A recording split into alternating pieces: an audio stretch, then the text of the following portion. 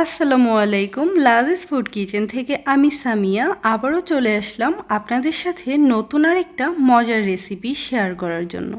আর আজকে আমি আপনাদেরকে করে দেখাবো চিংড়ির কোরমা। এটা খেতে অনেক বেশি মজার হয়ে থাকে। খুব সহজভাবেই অল্প সময়ের মধ্যে এটা কিভাবে রান্না করা যায় সেটাই আজকে আপনাদের সঙ্গে শেয়ার করব।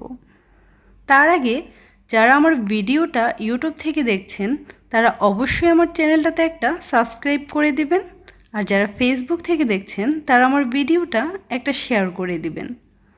তাহলে চলুন শুরু করা যাক।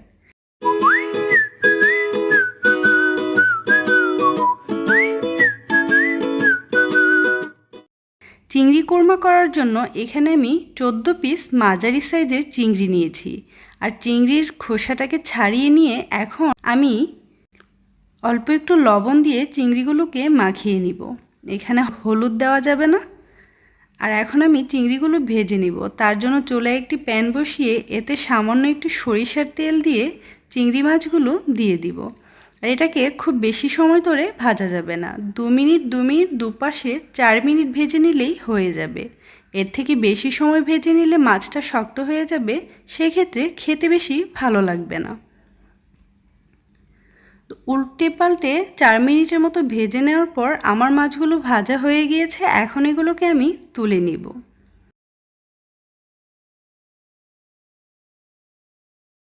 তুলে নেওয়ার পর একই তেলের মধ্যে আমি দিয়ে দিলাম পেঁয়াজ কুচি।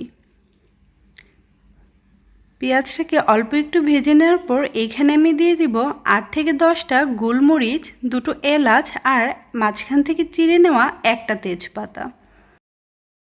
আর এখন আমি দিয়ে দিব হাফ কাপ পেঁয়াজ বাটা। এই কোরমাতে পেঁয়াজ বাটাটা অবশ্যই দিতে হবে, এতে করেই আপনার কোরমার গ্রেভিটা অনেক বেশি সুন্দর হবে।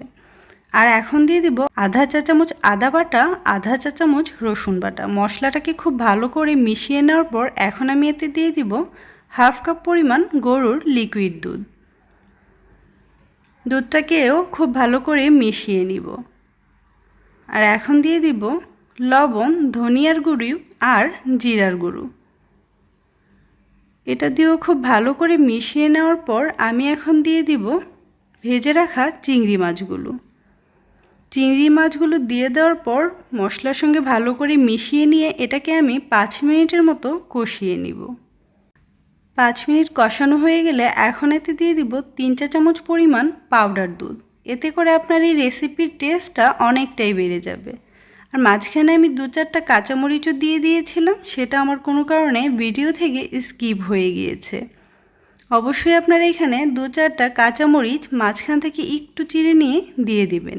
আর এখন দিয়ে দিলাম অল্প একটু বেরেস্তা আর দিয়ে দিব আর একটু পানি, অথবা আপনারা চাইলে আর একটু দুধও দিয়ে দিতে পারেন। তো এভাবে এটাকে আরও 2-4 মিনিট রান্না করে নেওয়ার পর আমার এই কোরমাটা ঠিক এইরকম হয়েছে। দেখতেই পাচ্ছেন এটার গ্রেভিটা কতটা সুন্দর হয়েছে। তো আমার এই মাছগুলো রান্না হয়ে গিয়েছে, এখন আমি এটা একটা প্লেটে তুলে নিব। তো এই তো খুব সহজভাবেই চিংড়ি মাছের কোরমা রান্না করে ফেললাম।